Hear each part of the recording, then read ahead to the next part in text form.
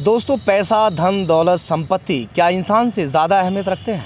मगर कुछ लोगों के लिए पैसा ही भगवान होता है और वो अपने भगवान के लिए अपनों का कत्ल करने से भी गुरेज नहीं करते। एक मामला 2014 का इसी तरह का सामने आया है, जिसमें 5 लोगों को चाकू से गोदकर मौत के घाट उतार दिया था। वो उन्हीं के परिवार का सदस्य था, जिसने अपने पिता को, अपनी माँ को, अपनी बहन को और बहन की एक 8 साल की बच्ची और उसके गर्भ में पल रहे एक 8 माह के बच्चे को मौत के घाट उतारा था, सिर्फ संपत्ति के खातिर। फिलहाल कोर्ट ने उसे फांसी की सज़ा सुनाई है।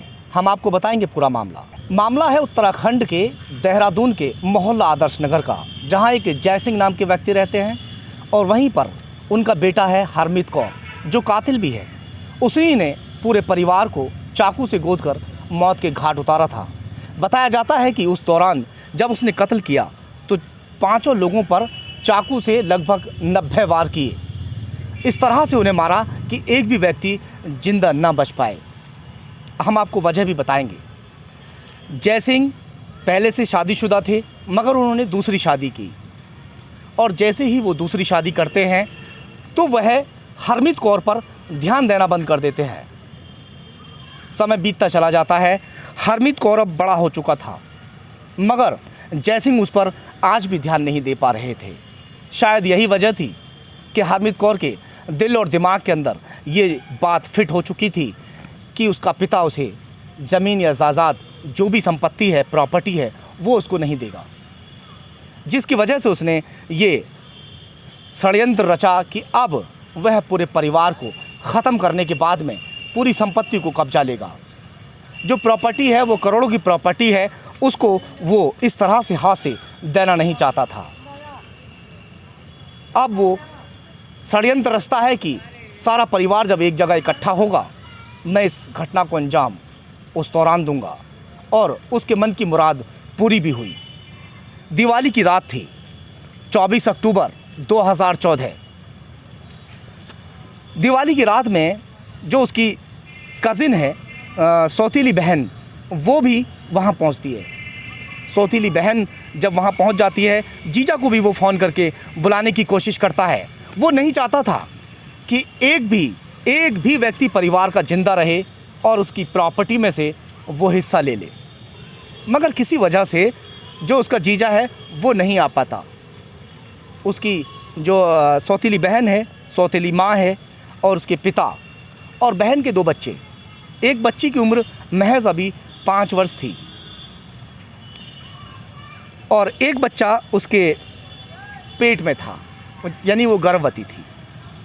और एक कमलजीत, जो चश्मदीद गवाह है, जो उस वक्त बच भी गया। उस पर भी चाकू के वार किए गए, मगर वो किसी तरह बच जाता है। बताते हैं हम आपको। रात को तकरीबन आधी रात का समय था, क्योंकि उसने क्लोरोफॉर्म लाकर खाने में मिला दी थी।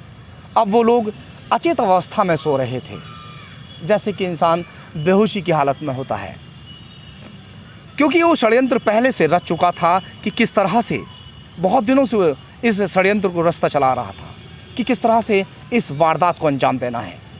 रामपुरी चाकू खरीदता है और चाकू खरीदने के बाद में चाकू पर धार भी लगवाता है, यानी चाकू की धार इतनी तेज़ करता है कि अगर वो वार करे तो वार खाली न जाए, यानी कि कोई भी इंसान ज़िंदा नहीं बचना चाहिए। और जब रात को सब लोग सो जाते हैं, सोने के बाद उन पर वार करने शुरू करता है। किसी तरह से जो कमलजीत है वो बेड के नीचे छुपकर अपनी जान बचा लेता है, मगर वहाँ पर मौका वारदात पर 4 लोग, जो उसकी सौतीली बहन और सौतीली माँ और उसके पिता और 5 साल की बच्ची, वो उन चारों को मौत के घाट उतार देता है। वहीं जो उसकी बहन गर्भवती थी, उसके जो पेट में बच्चा था, उसे भी कोर्ट ने हत्या के रूप में दिया है, क्योंकि पेट में बच्चा ख़त्म हुआ हत्या होने के बाद, तो ये 5 हत्याएं मानी गई। अब कोर्ट ने 7 साल तक कोर्ट से जिस तरह ये केस चला, दोनों तरफ से सुनवाइयाँ भी हुई, उसे फांसी की सज़ा सुनाई है। ऐसे बहुत सारे केस होते हैं जिनमें कोर्ट सज़ा देता है, आए दिन खुलासे भी होते रहते हैं, लोग जेल भी जाते हैं, मगर फिर भी बहुत से लोग इस बात से सबक नहीं लेते और अपनों का गला काट देते हैं, उनको मार देते हैं चंद पैसों के खातिर। तो ध्यान रखिए अपना और अपनों का। मिलेंगे फिर से आपसे सच्ची घटना के साथ, तब तक के लिए जय हिंद।